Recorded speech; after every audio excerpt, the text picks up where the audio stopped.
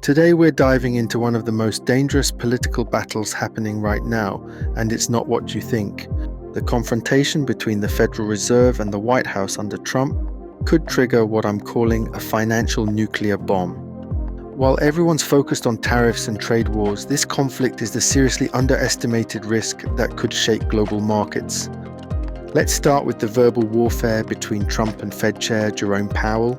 Trump's trash-talking game is honestly impressive. He's been bashing Powell for months without repeating himself once. From day one, Trump demanded immediate rate cuts. Look at Europe, he says. They've cut rates 7 times in a row. Why is this stubborn old man stopping halfway? Meanwhile, Powell responds with his signature slow-talking, "We need to be data-dependent, maintain Fed independence." But in April, Trump went nuclear. If the Fed doesn't cut rates, America is finished. The sooner Powell leaves, the better. Powell shot back, "The president has no right to fire me." Here's what's really happening. Trump desperately needs lower borrowing costs to ease fiscal pressure and wants a weaker dollar to help manufacturing. The Fed's job? Control inflation. These goals are in direct conflict. To understand this battle, we need to look at the Fed's century-long war of independence. This isn't just about Trump. It's a pattern that's repeated for 100+ years. 1930s, the gold standard era. When the Fed was created in 1913, it was independent but supervised, basically a 5-10 independence score. During the Great Depression, they were handcuffed by the gold standard. 1934, Roosevelt's power grab.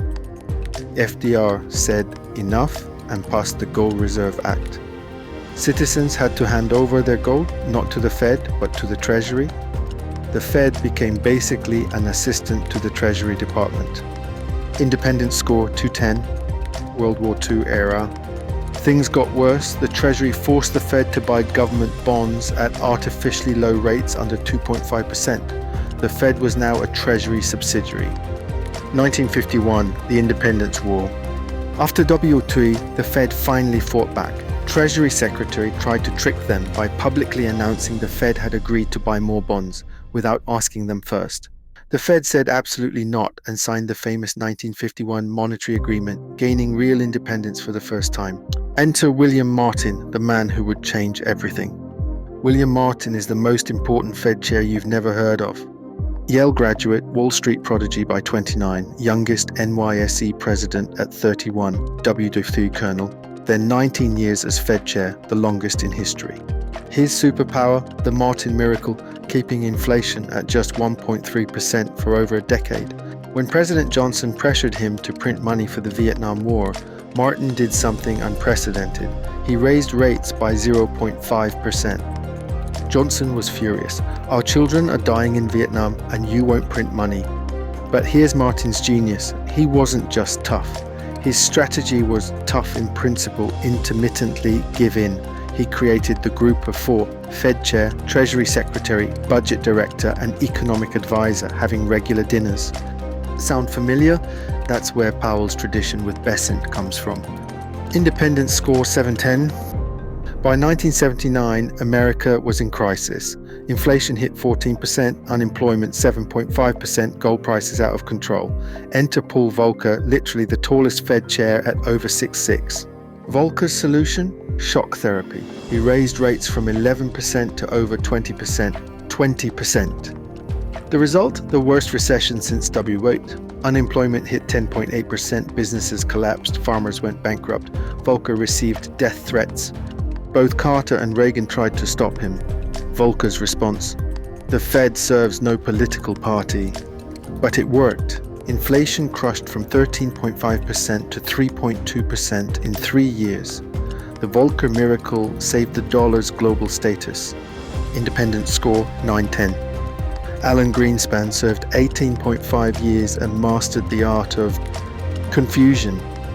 His famous line, "If you think you understand what I said, you must have misunderstood what I meant." Greenspan's genius was balance. He communicated constantly with markets, served under 4 presidents, and built such prestige that presidents didn't even dare complain. Independence score 810. So what can Trump actually do to Powell? Option 1, fire him.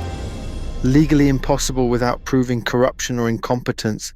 Option 2, personnel games. Like Nixon did with Martin, Trump could announce Powell's successor early to sideline him, but he hasn't done this yet.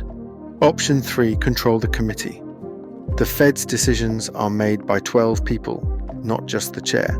Trump would need to control the majority, nearly impossible in the short term. Option 4, executive orders.